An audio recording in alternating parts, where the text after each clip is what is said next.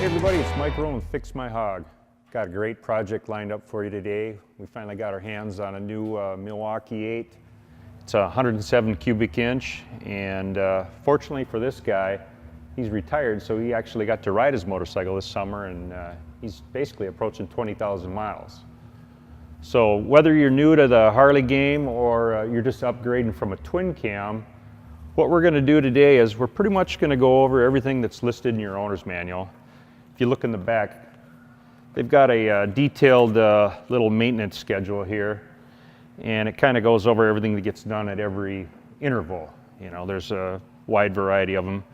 But more importantly, what you're really going to want to do if you've invested the $30,000 in a motorcycle, you know, go out and spend another $100, buy the factory manual.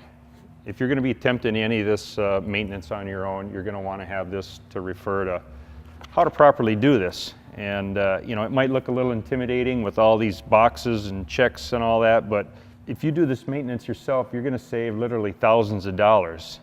You know, the question I get a lot is it going to void my warranty?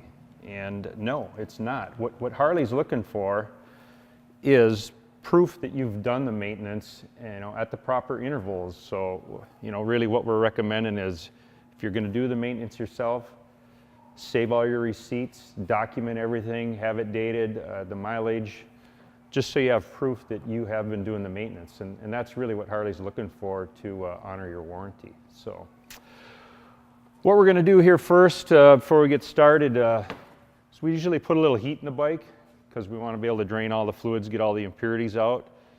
And then we're going to get right back into the whole checklist and go through the whole procedure.